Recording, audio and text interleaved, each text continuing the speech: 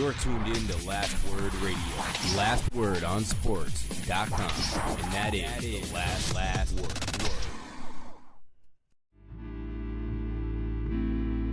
This one has a chance. Home run! Mike Piazza, and the Mets lead 3-2. Manning lobs it. Burgos alone. Touchdown, New York. Derek Jeter with one of the most unbelievable plays you will ever see by a shortstop. On the right sideline, Houston pops out up top, down the lane, running jumper off the front rim, and in. What a save by Lundqvist. Good morning, my New York sports fans, and thanks for listening to a brand new episode of Empire State Sports Talk on Last Word on Sports Radio. I am Jason Burgos, the Captain Kirk of this spaceship, and with me is the man I could not do it without, the guy with the better plans and the more level-headed thoughts than I, the baby blue Spock of our voyage, Jose Maldonado. Live long and prosper, y'all. I like that intro, man. Role, like you're a cool, calm, collected killer with nasty skills. Well, I appreciate that, man. Give me a big head, and you do fit the Captain Kirk role in terms of that you're the captain of the show, and you just get all the ladies, man. It's just like, don't say, I mean, Charlene's still around. Don't say that out loud. I'm saying, we gotta keep that on the low. She's gonna freaking phase us right out, man. Phase us set to kill. I think I can pull off that yellow Star Trek thing. I think I could pull that off. Oh yeah, that could work, man. You know, and rock the of muscle course, shirt. Spock is in blue. I mean, come on, it's perfect. Goes with the baby blue, man. Now we're talking. How are you doing this evening? Because we record at night for Monday morning publishing. How are you doing this evening? I'm doing peachy, man. You know, I can't complain. You know, they're getting ready for the work week. You know how that goes. But, you know, the end of the baseball season is upon us. You know, there's a lot going on, man. So I'm excited to get into this. Thankfully, life is rolling right along, my good friend. How are you doing this Friday? I am, in terms of life, I'm okay, solid to good. In terms of sports life, I'm pretty miserable right now. I'm thankfully glad that the baseball season over, but the football season surely isn't going very well. But I mean, we'll get to that. Sure, let's talk a little more. As always, we have a bunch to talk on our on this weekend review of New York and national sports news show, which will include a guest this week. We will have on Daniel Yanofsky of DoubleGSports.com to talk some Mets as their utter failure of a season finally came to an end. Thank you, God. And we will, of course, talk Yankees wildcard game. I mean, yes, we will appeal to you Yankee fans. We know you're doing well, and the Mets fans are not. And we appreciate that. And something I'm actually excited to talk about. I always like talking about big national stuff, too, even though this New York focus is this crazy scandal that rocked college basketball this past week. We're going to get to it, of course, but first, as always, you know, let's talk some football. It's a big football kind of week. In New York, it's always big football. It's I mean, we're gonna go right into it. The misery of this. Giants, Buccaneers. Giants lose 25-3 on another game-ending field goal to push them to 0-4. I mean, let me go over some of the bullet points of this game. I mean, they were down 13-0 in the second quarter and came all the way back to make it take a 17-16 lead. I mean, the birthday boy Wayne Gallman Jr. He actually got his first professional debut. He was activated for this game. He was a rookie. He actually did some good things. He had a touchdown. He actually played very well because Paul Perkins. Can Paul Perkins break a tackle? Anybody? If you guys see Paul Perkins break a tackle anytime this year, please inform me. Let him know he can do it because he's not interested because he's been terrible. The team called for very few penalties in the game. They actually showed some discipline, but sadly it didn't matter. Both kickers missed a combined 4 field goals. Unfortunately, the Tampa Bay Buccaneer field goal kicker did not miss that last one, unfortunately. Beckham, good, very good, makes some big plays, big catches. But unfortunately, his ankle bothering him late, and the defense fails late again. What happened to this D from last year? I don't understand. I'm very confused. I'm lost. I don't get it. They lost like one major guy. What happened? Apparently, they decided not to show up this year and just take the year off and kind of recoup. You know, that seems to be the way they're going. But Yeah, it was a heartbreaking defeat, like you said, man. It was the Tampa Bay, so being down here in the Florida area, it was a kind of a big deal down here, and the Bucks improved to 2-1. Like you said, the kicker had an awful day, but he hit it when it counted. Yeah. In terms of the Giants D, I have no clue, man. And you figured that'd be what they'd have to lean on, when the offensive line is just not protecting Eli, but it just has not been the case. Now, to their credit, some of the games have been close. They've been heartbreakers, but it's just been on the bad teams. wrong. Most of the teams they lose to are pretty good teams. I mean, this is a Bucks team that was good last year. A lot of people think they can be a playoff team. Those Cowboys who won the division, the field playoff team. Eagles are sound talent. I mean, these are not bad teams, but just bad effing losses. Yeah, and this is right up there, man. I mean, but 0-4 is 0-4, and that's the thing. When you're on the wrong side of these losses and they start to pile up like this early, man, it's a really bad sign. I don't even know what to say. I mean, Jameis Winston, had a solid game. I think he threw a couple of touchdowns, and Tampa Bay, like you said, they're probably, they're expected to be a playoff team. We'll see how that goes, but the Giants, man, the clock is ticking. The clock is ticking. They're gonna have to turn this ship around, man. 0-4 for the 5th time in franchise history. Only the 5th time, in their storied history. So this is not boding well for the expectations that the Giants had going into the season, man. And I have no doubt those other 4 years most likely were teams that were supposed to be bad. They were expected to be bad. This is a team there was a feeling in the city going into this season with this team that they could be a title contender. I think a lot of people thought that. The other stunning thing is, for all the problems this offensive unit and then the offensive line had throughout the preseason, throughout the first 2 games of the season, the last 2 losses really are not their fault. I mean, it's a mix of different things, penalties. A lot of people talk about Odell and his ridiculous peeing on the goalpost touchdown dance last week. That was the story, but the defense fell apart late. They gave up points late in the game, couldn't hold the lead when they got it last week. And again, they couldn't hold it this week again. And the offensive line has actually been better despite guys like Weston Richburg going out there in the game this week and other people getting hurt. Eli Manning didn't get sacked. He only had, when looking at the stats, the Tampa Bay Bucks had 2 quarterback hits. Eli did pretty good. I mean, of course, there was the drops as always. There was some missed passes, of course, but they still put 23 points on a team that's 2-1 that has a pretty good defense, a very good line. But this is a consistent problem from this week. They had no Doug Martin. Doug Martin was not playing for the Tampa Bay Bucks this week, and they still gave up 83 yards to Jaquiz Rodgers. Like, come on, like, now at least they didn't give 100 yards, 111 as a team to the Bucks. But the run defense, which was their bread and butter last year, that was fantastic, just sucks this year. It's atrocious, and their pass defense. I mean, the killer was to see, Landon Collins, who was just a defensive player of the year candidate last year. He's been okay this year. He hasn't been bad, but he's been all right. To see him get beat late on Cameron Brate on that play that pretty much got the Bucks into field goal range and really lock it up, it's like, what the damn? And this is supposed to be, this is like the Mets. Okay, the pitching's going to lead the way. No, it didn't. Oh, the defense is going to lead the way. No, it's not. I don't, as a fan of both teams, it's extremely frustrating because both teams were thought to be very good this year and had a lot of high hopes, and it's unbelievable how quickly it's gone away. Yeah, it's really a worst-case scenario. Like you said, the things that they were relying on, they kind of locked up. I mean, they had question marks coming in, but the defense wasn't one of them. Like you said, the defense was solid last year, the run defense particularly, and they were expecting to lean on that this year and kind of figure everything else out. Just hasn't worked out that way. I mean, to their credit, they did show some moxie. Like you said, they were getting, they were down early. They were getting shut out about 13-0, and then they managed to come back, make it a close game all the way right up into the end, and they had the lead right up until Tampa Bay had to kick the field goal to win it. But like I said, it was just a few key plays that could have been avoided to kind of, lock up the victory, and they just couldn't get it done. Those little plays like that are what's really, the story of their season, where it's just, one thing goes wrong, then another little thing here, and they just end up on the wrong side of a close game.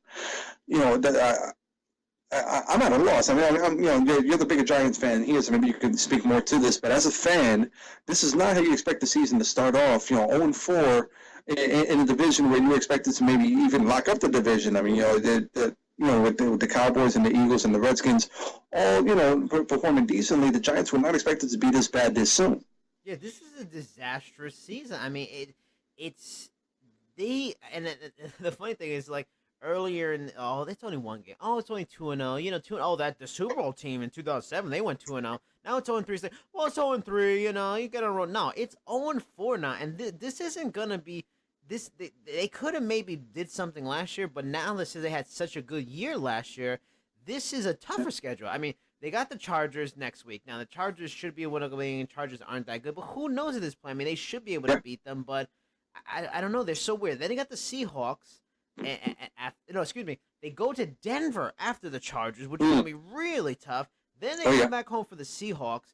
They got the Rams, who I'm sure 3 weeks ago people thought that was going to be winnable. Not at all now, because Todd Gurley is tearing up the world. And God, he's on my fantasy team. Like, God, I'm loving that. Oh, I mean, the 49ers they're not a good team, so to speak. They're not a good record, but they're playing hard. They're giving everybody a tough game, mostly seems every week. Then they got the Chiefs, who are one of the best teams in the league. The Redskins are good, solid. The Raiders after that.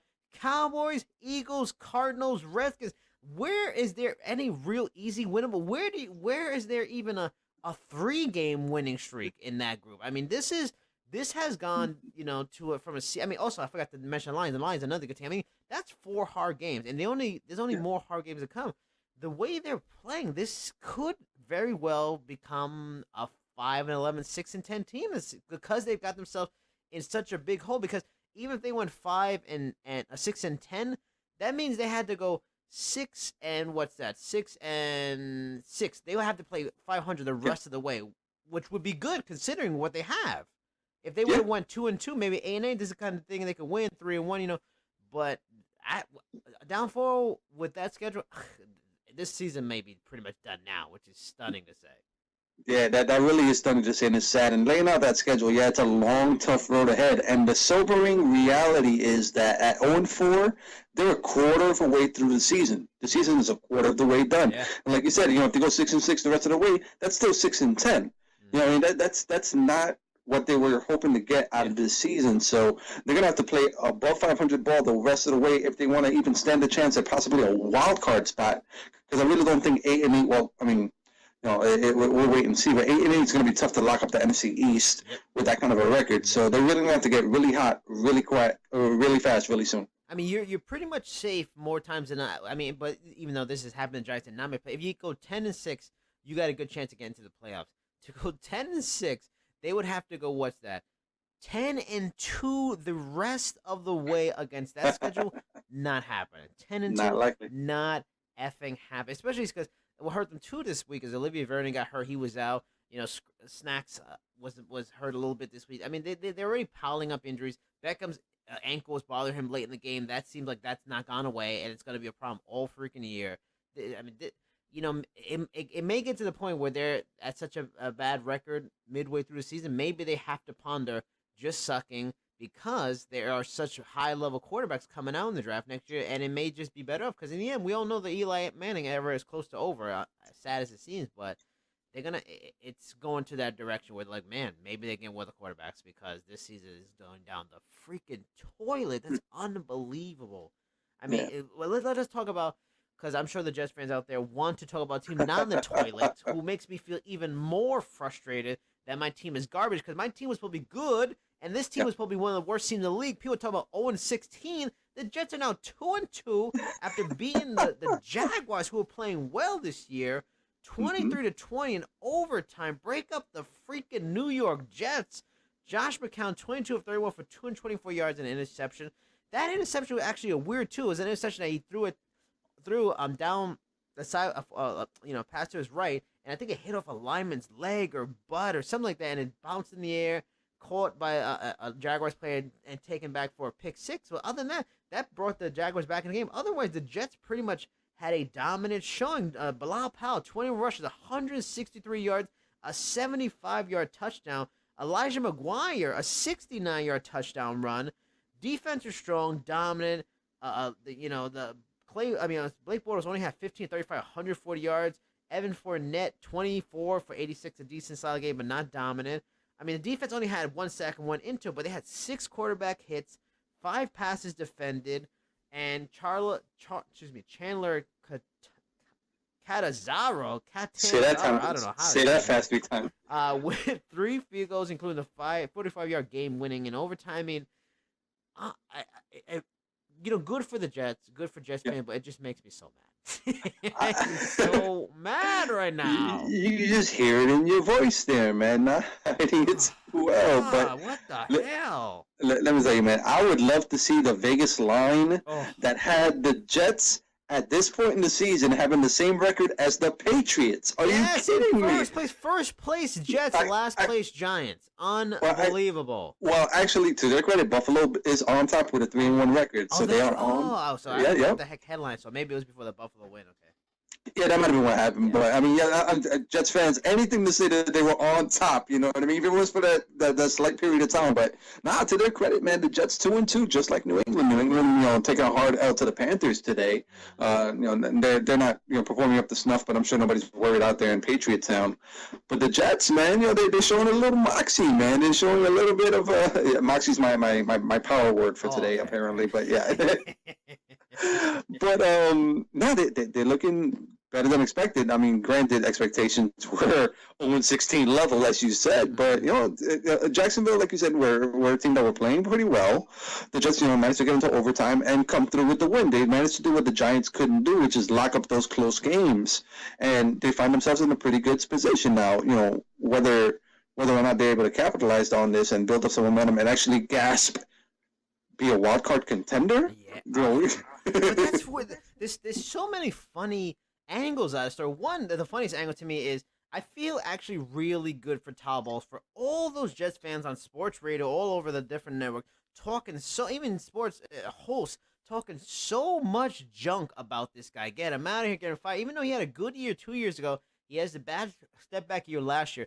Talking so much junk about him. I mean, this in the end, this still may be a 4-12 team, 5-6. They may still go down the toilet also, but the fact that they're 2-2 with really there is nothing. And Josh McCown is their starter. Like there's nothing more than we're tanking to get a draft pick than saying, "Oh, Josh McCown's our starter." That's what that says to that world. But they're 2-2, be two pretty good teams, back to back. Jaguars have been playing better this year. I mean, and then for all the fans talking of tanking that want to see, because the Jets need to get a franchise quarterback. They haven't had a franchise guy since Pennington, and Pennington always had clear limitations, so he was only going to reach certain levels. Honestly, the last franchise that has his quarterback that has his name, and if any teams need to really be bad and get a top draft pick in this upcoming draft, it's the Jets.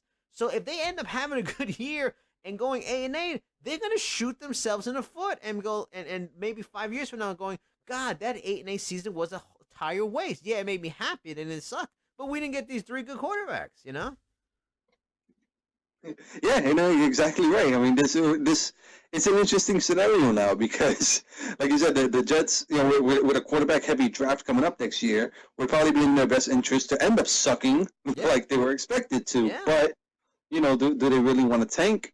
I mean, even so, they might not be bad enough. Go figure. With the 2-2 start. Yeah. I mean, there's still plenty of games to lose, and the AFC East is pretty power packed, and they still got plenty of important division games coming up. But the Jets find themselves in a very interesting spot. Do they, do they take this seriously and try to run with it, and then risk the future of the franchise, or do they just I think it's interesting because I think the difference between the two teams, what the Giants and the Jets are doing right now, is pressure. The Giants had a lot of pressure put on them because there was a lot of high expectation. Yeah. Meanwhile, the Jets had absolutely nothing to lose. Yep. Nobody expected anything from them. Same thing with McCown. He's over here overproducing to what he was expected. So the Jets are having some good results as as kind of a side effect. Mm-hmm. But it's going to be real interesting to see how they treat the rest of the season. Let's say they end up losing the next 2 games and going 2-4. At that point, do they start messing around with the chemistry? Do they start trying different things, start setting up for that losing season? Or do they try to ride out McCown? Or, it's going to be a real interesting thing to see how Bowles and the rest of the Jets management treat the season going forward. Well, I mean, let's talk about the games going forward, because there's a real chance, looking at this schedule going forward, in 3 weeks, they could very well be 4-3, because next week, they got the Browns. I mean, the Browns, if there's anything winnable in the NFL, because nothing's winnable. I mean, that's a winnable game. Then they go at the home for the Patriots. Divisional games are always very strange, especially Jets, Patriots. You never know. Let's just assume that's a loss. Still 3-3, and then they got the Dolphins again at home this time. very possible the way things are playing. 4-3. I scoffed at the idea a few weeks ago, but it's possible. But then again, then you look at the rest of their schedule, and it really is pretty difficult. Because after that, you got the Falcons, maybe the cream of the crop. Though another loss this week, so things are getting interesting. But still, a top team in the NFC. Then the Bills, because the Bills have been a good team, so that's gonna be tough. They got the Bucks, who the Giants just lost to, a still good team. Panthers are better this year finally. The Chiefs, great. Broncos, very good. Saints have started to get their act together, playing solid and actually playing Adrian Peterson very little this week. Then the Chargers and the Patriots again. So, I mean, based on things, they probably are not going to be an 8-8 team based on the schedule. But crazy thing to have. But either way, still, I mean, at least they're giving Jets fans much more than they hoped for. But let's go around and look at the league real quick before we get into the college conversation on the scandal and then move into bringing on Daniel. Some interesting games this week as we go through it here. Colts are winning 15-0. The Colts are losing 18-15 right now against the Seahawks. That's a game of I don't care who wins. The Saints big win 20-0 on the Dolphins. The Dolphins, I mean, we kind of all knew they were a so-so team with Tannehill. Then Tannehill goes down, and boy, losing to the Jets last week and the Saints this week 20-0. I mean, damn, the Dolphins are in trouble. Yeah, for sure. And, they fell into that Hurricane Irma spot to where they have no bye week going forward. So bye week was week 1. So they got a tough, the Bucs are in the same situation, but they seem to be doing a little bit better. But, yeah, Miami got a tough road ahead of them, no breaks, and they're off to a bad start. This could be a long season for Dolphins fans. Yeah, big surprise when talking about the Bills. Bills beat the Falcons 23-17. That's a big surprise. Bengals beat the Browns 31-7. No surprise there. Cowboys, again, this is why, and this is the silly stuff that's going to keep hopes alive for Giants fans going forward this season, because the Cowboys lose to the Rams, because the Rams are on fire. Todd Gurley, 23 carries, 120 yards. I mean, just a big game. The Rams are looking very legit and making Steve Fisher look like a loser of a coach that he couldn't get more out of this team, though he helped put these parts together. Cowboys now 2-2, I mean, and things, again, real questionable. Big D, especially if Ezekiel Elliott gets suspended. Oh, yeah. I mean, the Cowboys are another team that's not having the season they expected to.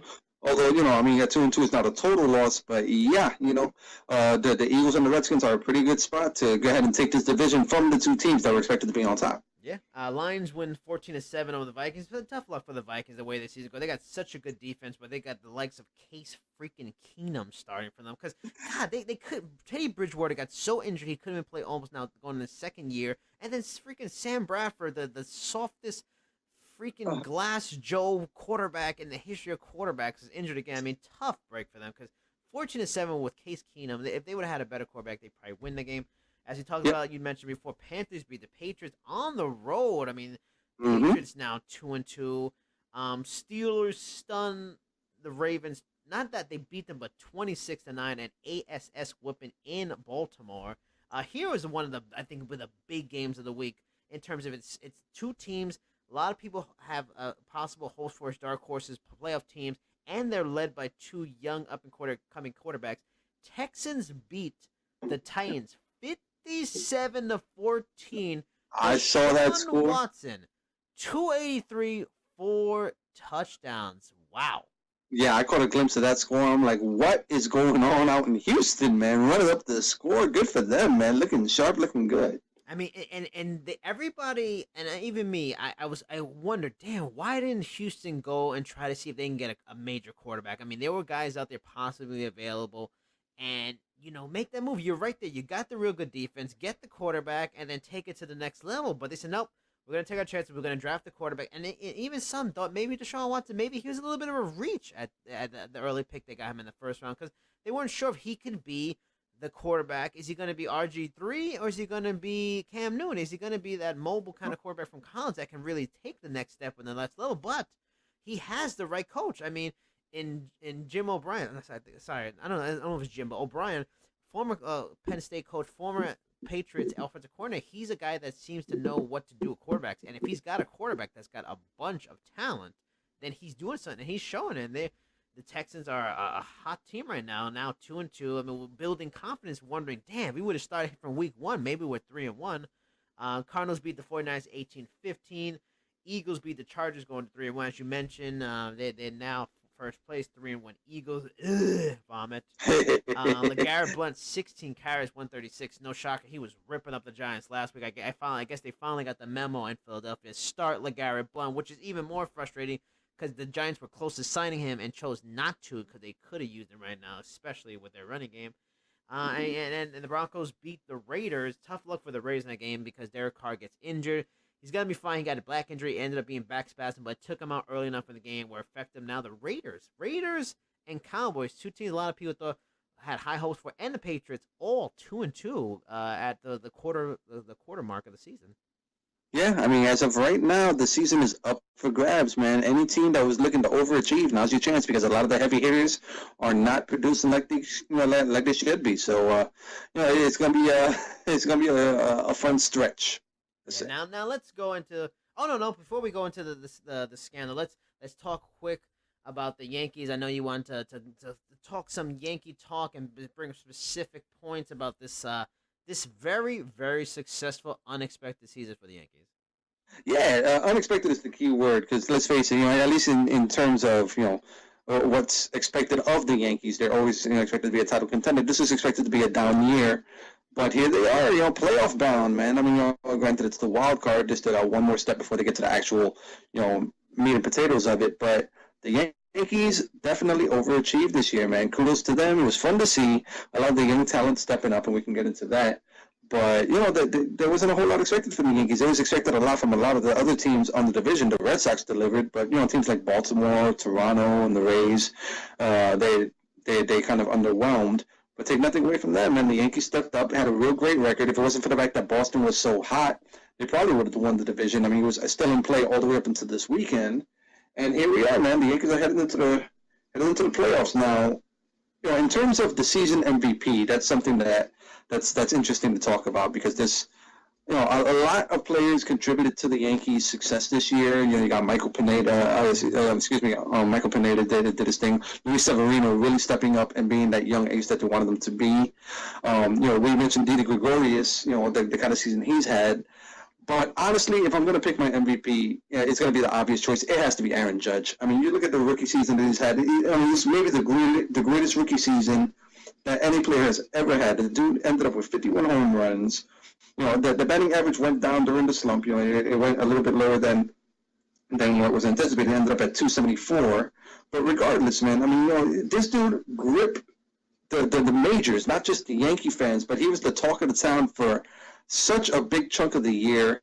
And besides that, I honestly think without Aaron Judge, the Yankees aren't in this position because not only did he contribute, not only did he contribute so much to that hot start that got them in this position, he took so much pressure off the rest of the lineup. I mean, you look at Didi Gregorius, how he stepped up this year. Dude batted 287 with, while I get this here, 25 home runs. 25 home runs all out of Didi Gregorius, totally not expected. He's my MVP. We talked about a couple of weeks ago. To me, I get the Aaron Judge talk, but he's my MVP for them. Yeah, and that case can totally be made for Gregorius, man, and he totally deserves it. Now, the Yankees are the type of team, they're more of a slugger's team. If you look at the lineup, the only regular hitter that batted 300 was Starlin Castro, and it was right at 300. Mm-hmm. But, Aaron Judge is that feared hitter in the lineup. Now, we're going to see how he performs in the postseason where it really counts. But you got to respect him, and he got hot towards the end there, really closed it out to where the Yankees locked up that playoff spot. Aaron Judge, not only is he the MVP for the Yankees, he's making a case for MVP of the league. I don't think he'll get it. I think it'll go to Altuve, and it'll be hilarious if they end up 1-2. There got to be some kind of record for height difference between 1 and 2 and MVPs right there. But Aaron Judge is my New York Yankees MVP this year, and just happy to see the Yanks in the playoffs, man. I mean, what do you think of this going to? They play Tuesday, right? Tuesday night. I think it's Tuesday night, yeah. Yeah, what do you think? I mean, I haven't followed the Twins too much, but I mean, I always think about the Yankees and Twins in the playoffs and just got to go with the Yankees. And there's not a ton of things on the Twins team. I mean, that say aces, Irvin Santana. I mean, the days of Joe Mauer, Justin Morneau, and some of the guys are long gone. I know Mauer's still there, but the Yankees are a hairy favorite. I got to figure they got to get this game. Yeah, especially if they're playing at home, it should be a gimme. But take nothing away from Minnesota, man. They could pull this out. They have a lot of young talent, that are stepping up. And they had a 103 loss season last year and turned it into a playoff season this year. They deserve a lot of credit for that. And, they will have Santana on the mound. Irvin Santana is really one of the most underrated pitchers of the last couple of years. You look at his numbers from last year, totally solid numbers, man. And he repeated that this year, was their ace of the staff. So Santana's not, somebody to be slept on.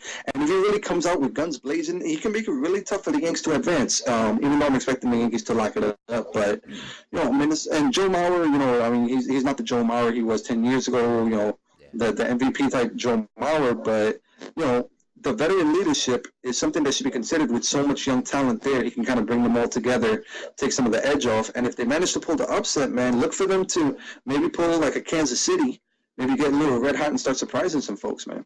It's positive. But even whoever goes out of this series, it's the Indians are going to be waiting for them. And boy, either one, even if it was instead Houston, because it's the Indians, right? They're going to play. That's who won the East. The American League. Yeah, I think they locked up the best record. Yeah, so if it was, you either going to get the poison of the team that was hot all year with now Justin Verlander and Dallas Keuchel, who's a two-headed monster. So Houston's fantastic. Or you're going to get the Indians, who have been super hot in the second half. They got Corey Kluber, who's been outstanding in the second half, and a bunch of other young talents. So it's going to be hard for them, whoever wins that game. But moving on to one fascinating story was the college basketball scandal that involved a lot of teams. Now, on Tuesday in a New York federal court, the FBI unveiled an investigation showing mass corruption, bribery, and wire fraud involving some of the sport's top programs in Division I basketball. Now, this is from a Sports Illustrated article about it. 4 assistant coaches were charged with varying violations. Tony Bland of USC, Emmanuel Book Richardson of Arizona, Lamont Evans of Oklahoma State, and Chuck Person, former NBA star, I believe, of Auburn. No universities nor head coaches have been charged, but the investigation is ongoing, and multiple schools, most notably Louisville, which we'll get to a bit, have been implicated, even if no individual from the program has been charged yet. What's crazy about this whole thing is that it even includes Adidas marketing agents, some former college players that are still, a part of these programs, and a player management firm colluding together. Now, you got these groups colluding together to get certain top prospects to specific schools, because like these brands like Adidas, Nike, they have partnerships with schools where they have their brand on their uniforms, and then they're working together so that these players, when they go pro, they are guaranteed to go to these management agencies, which can manage their money and their career and whatnot. This is straight up freaking blue chips right here. We all know this stuff's been going on. But it's cool to see. It's cool to see the FBI get involved. But this is stuff going back to the 70s, which is funny because I was watching a little bit of a 30 for 30 earlier in the week about the mafia helping to rig games for Pittsburgh University. So this is stuff that's going on forever. It's just funny how fans kind of just forget how dirty these coaches are. Yeah, no, let's be real here. We can't be naive about this. This kind of stuff does go on, and I love that you mentioned blue chips, man, because this is exactly that kind of a situation. Just money getting thrown around, and there's way too much money being made off of college athletics for this not to be going on. A lot, players. A lot of the teams want to keep that going. They want to keep that victory going. They want to be out there in the spotlight, so they're going to pay to bring the best players. To their institutions, man. So to see this kind of blow up like this to this degree, like you said, it's good to see that the FBI get involved in all of this kind of blowing up, because maybe there'll be some tougher regulation. I don't know what the solution could be, but you gotta believe that this has been going on for way too long. And now with a situation like this, there may be a few schools that kind of get a little scared off, maybe a little backed away. This might change the landscape of college sports as we know it. You would hope so, but I don't know. This is the sad thing about it, and this is where the story gets really interesting, because what happened with Louisville and Rick Pitino this week. Now, another part of the one of the documents that were released in court was in regards to Louisville. Now, the names they put are this guy named Gato, Code, and Sud. These are some of the marketing agents, the former players, and the managers of that are listed in the documents. It says, from the SI article, they paid $100,000 at the request of Louisville assistant to Bowen to get, and Bowen is a top-level prospect Louisville's trying to get him to commit to Louisville, have Sud manage his money, and sign with Adidas upon entering the NBA. Bowen committed to Louisville and has been suspended indefinitely. Now, because of all this stuff, and because Rick Pitino, when you're the coach, you're supposed to be overseeing this stuff. You're supposed to be in charge. You're supposed to be knowing about all this stuff. He's been put on unpaid leave, and he's likely gonna get fired. The crazy thing about this, and this is why I say these coaches are all dirty, all of them.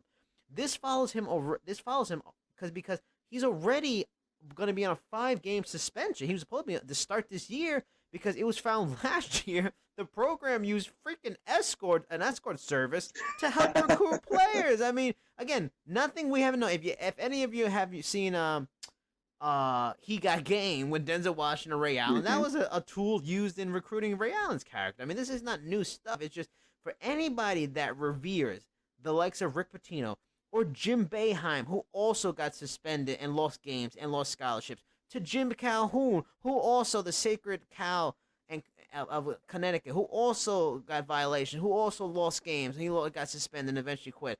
We all know John Calipari is dirty. He's done it before. He pieced out in Massachusetts and Memphis when things got hot. All these guys, all these Sacred Cow coaches that people revere, and they're so amazing, they're so great, and we care about sports too much. These guys are dirty. There's no way you keep the consistency at the top without cheating. And these guys have all been cheating for a long time. They're just the best at it, and that's why they don't get caught. Yeah, it's the truth, man.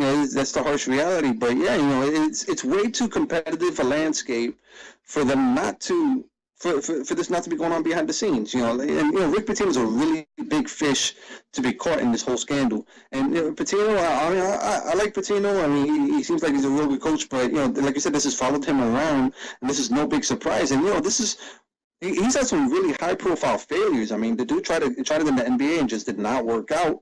Dude ended up, tucking tail and going back to the college game, and this is where the situation he ended up in. I'm not sure if he recovers from this. This might be it for Pitino. I'm not sure how many chances he can get after this, but it's wild how far-reaching this has been, and for all we know, this could just be the start. There could be a few other things that could be discovered, leading from this. This could just be a domino effect, and a few other, really high-profile institutions end up going down for this as well.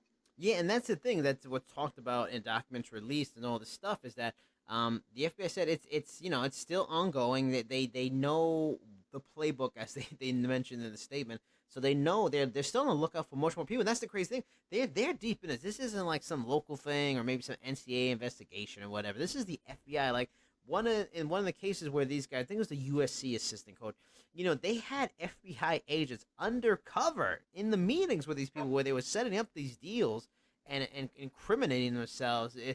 It's that's why that's what's so great about the movie Blue Chips. And if any sports fan out there, maybe young fans out there, go seek out the movie Blue Chips because it's not a special effects extravaganza, and that's great because it still stands the test of time. I think the movie came out like 1992, 1993, and it's about Nick Nolte, who plays pretty much like a what's the Indiana coach's Bobby Knight. Yes, he plays a Bobby Knight type character, including complete with the sweater that he wears at every game. And he plays like a pseudo Bobby Knight character who's had a long run of success at a certain university. I think it's like Western University, and he's been there for a long time. And he realized how hard it is to recruit now. Like, you have to play the game.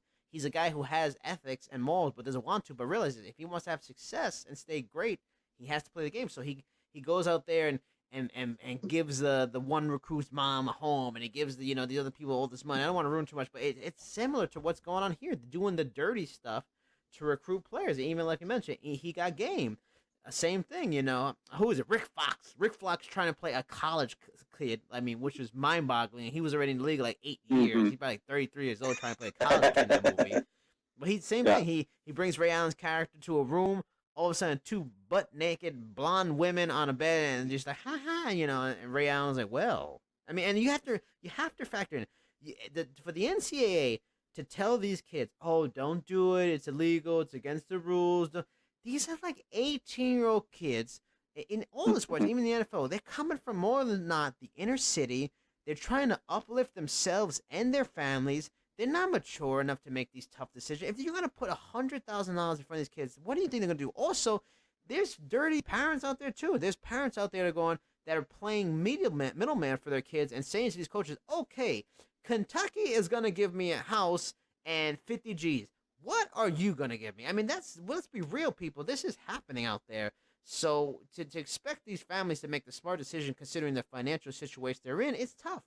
So you have, if the coaches can't do it, I don't know if you can fix it unless, like, you come up with something like, if a coach is caught doing this, he's like banned. Like if John Calipari there's any insinuation he's a part of something, banned. Kentucky, no chance to go to Memphis, all those things. Like that's the only way to probably scare off these coaches from playing it straight and not doing these kind of things. And even then, they'll still do it because just like steroids in baseball, it's too worth the risk to cheat to get rich quick than to not. Yeah, no, that's the truth right there. Because I mean, there's a lot of players that really do not care about their legacy. They care about getting paid and getting, setting up their family for life. And if it takes, underhanded means to do that, then so be it. But they're gonna smile all the way to the bank, and just let it be what it be. But yeah, no, and I'm glad you brought up Blue Chips, man. That's a movie that definitely holds up. It's definitely timely, and it features the very rare good performance from Shaquille O'Neal. Yeah. Neon Vidal. Yeah, what a name, man. Yeah, that's totally entertaining movie, but definitely check that out if you haven't. But yeah, this is a crazy situation, and it may take what you said, just instituting a death penalty to coaches or anyone involved. Yeah. No more chances. Just listen, if you get caught, you're done. If that's what it takes to protect the sanctity of the and for whatever it is of the whole system, then it's going to need harsher penalties. That may be the way to go. Yeah, I totally agree. So yeah, unfortunately, we just found out that our guest Daniel Yanofsky is not going to be on the show. It's a bummer. But I mean, we got to continue on, and the captains go down with their ship anyway. So the show must go on, man. The Enterprise will continue its journey. So I mean, we'll talk the Mets conversation amongst ourselves, because it's worth it to dedicate a good portion of the show to the Mets. I mean, the season's over now. The big thing that came out of the season finale today is unsurprising. We all knew it was coming. It's been a thing hanging over the team for the last few days. Is Terry Collins officially steps down as the manager of the Mets after 7 years. The interesting part of it, though, is that he doesn't step down and walk into the night. He actually is going to take on a front office role on the team, which is funny, like that. Okay, we don't want you to manage, but we still want to work with you. It doesn't make a lot of sense to me. It's not like he's a sacred cow, because we would talk about sacred cows, that he, won a title. Like, oh, let's keep him in there. Like, they would talk about that with Tom Coughlin. Like, he was just such a crotchety old bastard. He was still wanted to coach. So I don't want to do front office, you bastard. But, so he stays on. I mean, I want to get your opinion first. You're not a Mets fan, you're a Yankee fan, but from your point of view as an outsider type, what when you look and think about Terry Collins, how do you view his 7 years as a coach of the Mets? I really think it has to be viewed as successful. I mean, the Mets had a World Series appearance during his tenure. That alone is enough to put him in good standing with Mets fans. This year was kind of a hot mess. I mean, there was high expectations coming off the Mets, with the starting rotation, the way it was supposed to be. I mean, they're 2 years removed from that World Series appearance, but all in all, I think he kind of came into a situation where nothing was really expected of him, and he did as well as could be expected. They got a good young core going forward as long as they stay healthy. Some of the pitching staff, there's question marks with Harvey and Syndergaard's health and things like that. But all in all, as an outsider looking in, I really think Terry Collins' tenure with the Mets has to be viewed as a success in the thick of things. Yeah, no, I agree. I mean, he got really handed a very, very tough situation. Like he got a team that wasn't good. I mean, he was one of those rare cases of a coach that, I mean, was pretty desperate for work and needed to get a job. I mean, he had such a bad reputation and such a bad history with what went on with his previous stops. I think he was in Arizona, maybe Houston. No, I think it was Arizona and the Angels, maybe in Anaheim of California, of the West Coast of the United States. And he was harder for a job. He was working in the minor leagues. They got moved up, and he took on a really tough situation. He was there at the very end of the Reyes run. He gets the whole batting title thing. He was there for David Wright's kind of decline and then rise up again. And you got to give a guy credit to be a part of something like that, and then be a part of helping young players come up. I mean, he was there with the years of R.A. Dickey, which was one of the few good things at the time. You know, Wow, that's a young award. Still surprises me I to know, this day. just to think of that, he was a part of Jose Reyes' last few years, and then Yeah. he was a part of Jose Reyes' return after those years away. He was a part of R.A. Dickey, I'm pretty sure, being on the team, and then he was a part of R.A. Dickey getting traded to get the likes of Noah Syndergaard and Travis Darno, but forget about Travis Darno, Noah Syndergaard. So he was a part of two really distinct points of the last 15 years in the Mets, and he was there to go from garbage to bring it up to a whole nother level, which you got to give him credit for. I mean, and there were seasons and there were times, especially that year they went to the World Series, where they really had some tough breaks, some injuries, some real questionable things happen. You know, he had to deal with, oh my God, he had to deal with the Wilmer Flores supposed to be traded for Carlos Gomez stuff. And Wilmer Flores crying crocodile tears and all that stuff. And then turn that season after a trade. I mean, that season, I remember that season. Like, they had lost, like, bad losses. It was like maybe like 30, 40 games left in the season. They didn't have nothing going. They're going to get Carlos Gomez. Like, all right, so the Carlos Gomez trade falls through, and it makes Alderson look bad. Then they get Cespedes, and they just rocket ship. And then last year, you know, they had a tough year. I mean, in the end, they still made it to the playoffs. I don't call it the playoffs. They made it to the wild card game despite another tough year. No Dave Wright the entire year.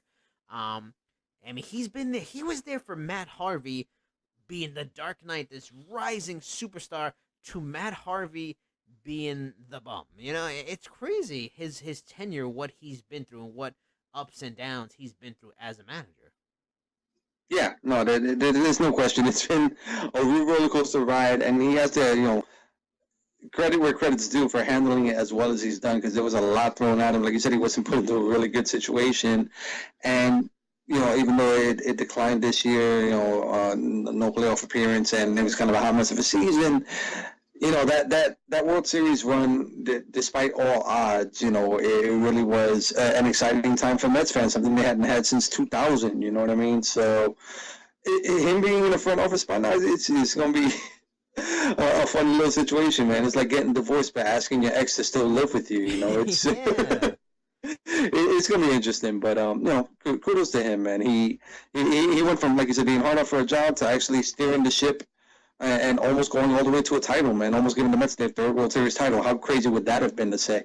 Yeah, and what's weird is I don't know what the kind of coach they replace him with, because yeah, he was a guy that seemed like a grandpa uncle type, and the guys really that was a funny thing about him, is that he was a guy that people wanted to play hard for, even when they were bad for. There was always an opinion, oh, they play for him, even when they were a bad team. And now you have, weirdly, at the end of his run, comments coming out that, oh, he was hard to talk to, and that we didn't, you know, really could communicate with him and all this stuff. And David Wright, you know, the Captain America of the ship and the hero of everything, came out and defended him, saying that's a bunch of nonsense, and you can always go and talk to this guy and communicate with him. So, it's stunning and really surprising and bewildering for that to happen. And I don't know, because he is a bit of a hard ass. He is a tough guy, but he's like not like tough love, just he's, you know, firm but fair. So do you really, if they had trouble with him, do you want to get a real hard ass kind of coach?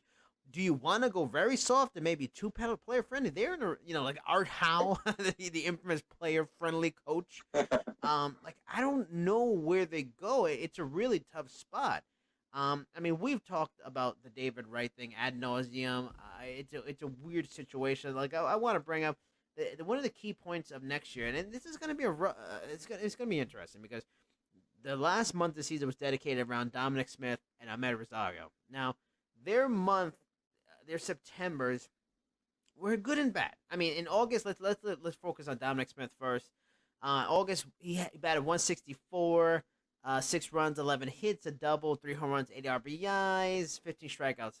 Had a better September, 227. 33 strikeouts. He had 18 RBIs, 6 home runs, 22 hits, 5 doubles. So you saw some good signs going forward.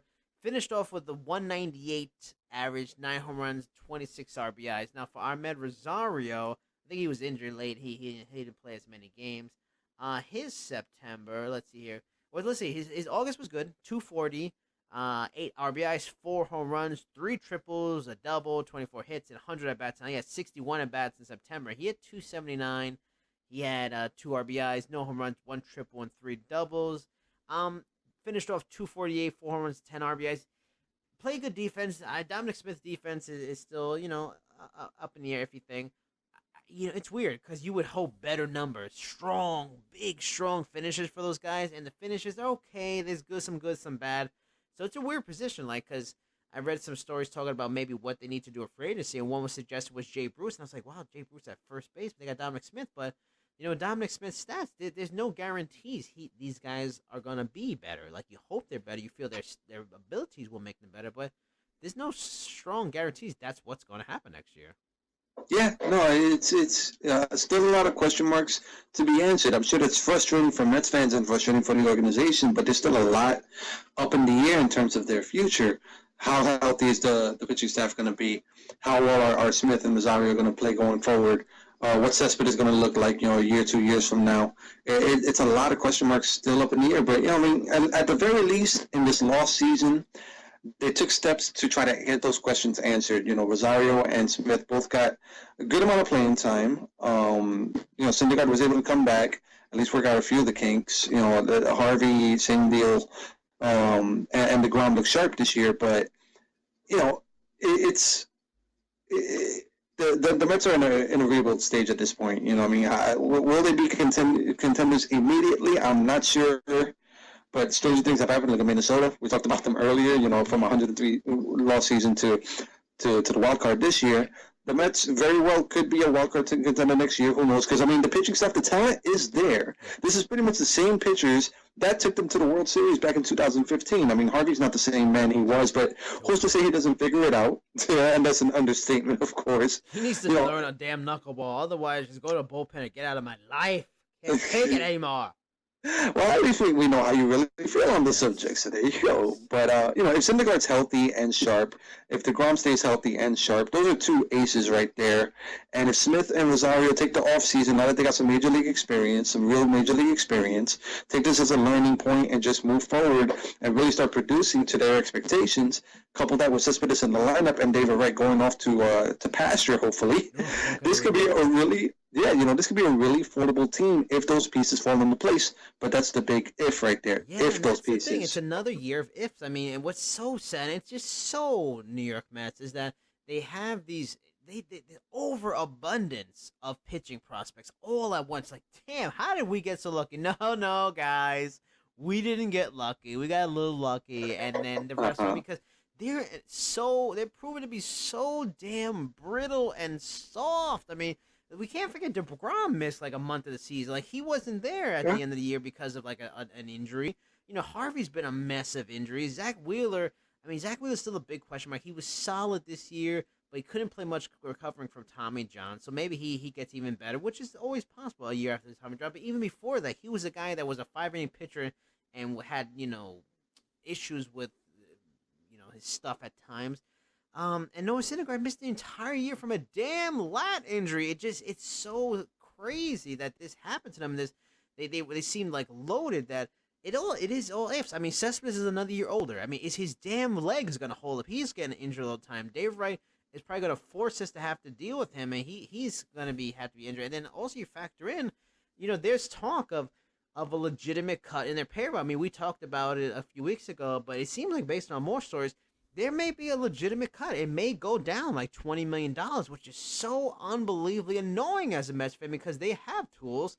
If they restock with certain guys, they can do it, but they're going to have to go take you to the bargain shop and buy, some freaking sale deals out there on the market. It's very opposite of the Yankees, and it just makes me want to pound my head on the wall. But come on now, though. Aren't you happy for the Pinstripes? I know how much love you have for the Yankees organization and their found success now, especially the surprising season. But they've had it tough. There are very few titles, a lot of lean years. The Yankees really deserve it. They just had that run of like 20 years of being good, and they had that long cold spell of a year and a half. And man, I tell you, they just really needed this boom in business because times have been tough. I know. Oh yeah, man! I'm telling you, we're over here fighting for attention, man. Go figure. No, I don't know what they're gonna do with Frazee. I mean, it's a weird situation. It's such a lost year. Like I felt when we started doing this show, this is episode 10. Just 10 weeks ago, I felt like okay, this has just been a bad year, injuries and tough luck, but they have all the parts to make it better. But then you have all these things happen. Like Harvey continues to be bad. Syndergaard barely even pitches this year. The payroll might be down. Cespedes only played 80 games. So many added levels to this in just 10 weeks, and it's really changed everything a lot. And it's I don't feel any kind of hopefulness going into the year, which is damn unfortunate. And then you had the Giants on here. All of a sudden, I'm caring about Nick Scrimmage. I don't want to care about Nick Scrimmage. Come on now, aren't you looking forward to the next season now? I am looking forward to it, especially since this guy's gone. But I don't want to care about Nick Scrimmage when Giants are in Week 4. I mean, come on. Well, unfortunately, the only blue and orange you're going to see for the coming few months is the Knicks. Oh, man, what a state of affairs this is, man. I mean this would be a good time to get into the Rangers, but the Rangers are probably going to take a year back. And I was like, God damn, come on. I'll tell you, man, the Knicks are going to be the story, man. This is going to be where they turn it all around and move forward, man. The Knicks are back, baby. Yeah. Did that sound good? I mean, the only thing I read a nice article on the Post New York Post today talking about Frank Ntilikina, which is is the guy. He could be the guy that's really make a break, and it excited me. It excited me as a preseason article about your team only. Let's not get ahead of ourselves. It's always a preseason hopefulness, but I mean, it was a good read talking about him, and he's showing like they're very impressed, like wisdom beyond his years, and he that's what's excited me that it was talking about that he could run the point, like he had the natural instinctive ability to run point, and that surprised me because considering he's only 19. And there was a lot of talk more that maybe he's like a little bit of a tweener type. He's a very good defender, very good athlete. He's still young. Maybe he fit in the triangle where they drafted him because they thought he'd be a good triangle fit because in the end, the triangle doesn't really necessarily need a traditional point guard. I mean, look at the teams that won titles. I mean, Ron Harper won 2 titles with Phil Jackson and John Paxson, Steve Kerr, Craig Hodges as point guards. They're not great point guards here. So the fact that he looks like he could be a legit point guard and he has knowledge, and that's probably that's the few good things about having the likes of Ramon Sessions and Jared Jack. You don't need a superstar to teach a kid how to play his role. These are veteran guys that have been around a long time, and they stuck in the league a long time, so they know the game. They know how to play. They know how to contribute and what it takes to be a professional. So those are actually 2 good guys that can glean. He can glean a lot of information. He can convey a lot of stuff onto him, which is the good thing about it. And in the first preseason game this week, supposedly he's going to start the line for the preseason game. Even though Hornacek said there will be a lot of changes, is going to be Porzingis, Cantor, McDermott, Hardaway, Ntilikina. So I mean, if Ntilikina somehow earns a starting job, that will actually be a very good first sign going into the season. Yeah, no, with you 100%, man. Ntilikina has turned out to be an exciting thing to talk about. Like you said, he seems like he got a good head on the shoulder, got a lot of talent there, and he wrote a really interesting article for the Players Tribune that was a really good read, talking about his love of basketball and kind of his journey to get here. So there's a lot with this kid to be excited about, and couple that with Porzingis, who's through his first 2 seasons has really proven himself to be a talent worth watching, and hopefully now with the whole Carmelo drama behind it, it's his team and this is his time to shine. It could be a really exciting time for the Knicks. And now we're not talking about a complete 180 turnaround, but at the very least they have a blueprint of what they want going forward. So now's the time to put that all together, and you can't take for granted the fact that Hornacek's going to be allowed to coach his team to his style now.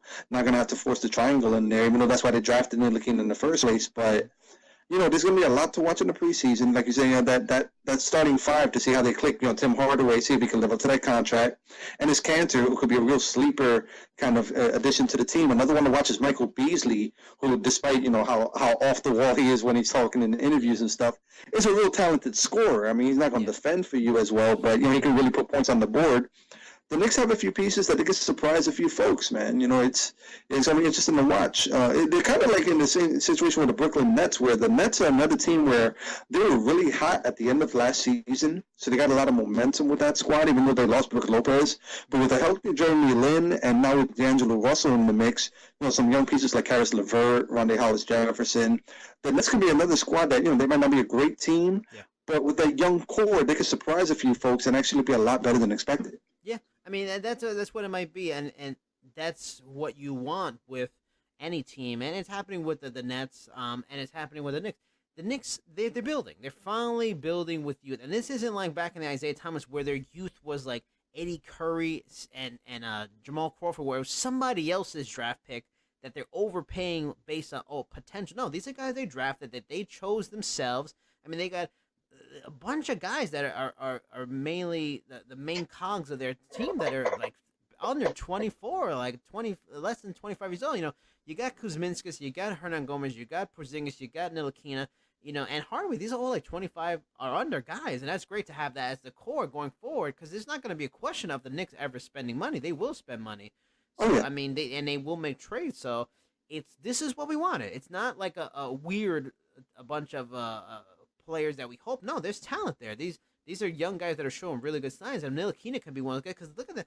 If Ntilikina is good enough that he can be a starter, it doesn't mean he needs to play 40 minutes, but he can be a starter, and your bench has the likes of Joakim Noah, Courtney Lee, and Beasley. All of a sudden, you have a pretty good bench, and that's always good if you don't have a star-studded starting lineup. If you have a good bench who doesn't lose leads for you, can do some things for you and score some points. You know, that helps a lot. And in this case, they're not going to have a bum bench. They're going to have a very expensive bench, that's for sure. Right, yeah. But even if Hardaway doesn't start, he goes to the bench, or Courtney Lee starts, and whatever. McDermott comes to the bench. I mean, they've got a lot of guys who could do some things. They don't have a ton of big names or whatever. You know, the Celtics have done good things without a lot of big names. I'm not saying they're going to be Celtics, but there's reason to be hopeful. And that's a nice change and a youth movement on the New York Knicks. And we've seen it work for the Mets. We've seen it work for the Yankees now. It's worth it to finally see. Yeah, you know, it's really all you can ask for. It's something to be excited about instead of just the usual drama of, oh, God, when is Carmelo going to be traded? You know, what's up with Phil Jackson? Why is this team not getting it together? And who's going to actually go out there and, you know, throw James Dolan in the trunk of a car and just get rid of him for good? Exactly. I mean, long overdue kind of things, you know. Oh, yeah, absolutely. And, you know, if anybody's going to take somebody up on that offer, please, you know, reach out, you know what I mean? Of course. All but, right, yeah, positivity. That's it for this week. Please, Jose, let them know your social media. They can follow you. They want to get in touch with you. Oh, yeah, get in touch with me on Twitter at Stickman Cinema. I also got a Facebook page at Stickman Cinema. Love to hear from you. Any feedback, any suggestions, or anything you want us to talk about, please hit us up. We'd love to hear from you. You can find me Cheap Seats Chat on Twitter, on Instagram at Jericho Vendetta. Remember, we'll be here every week, Mondays at 10 o'clock on Last Word on Sports Radio. Coming up after this is the Big Apple Sports. And then in our spot tomorrow, is Broad Pattinson Sports. Come back for more next week. I am Jason Burgos. He is Jose Maldonado. Bye-bye.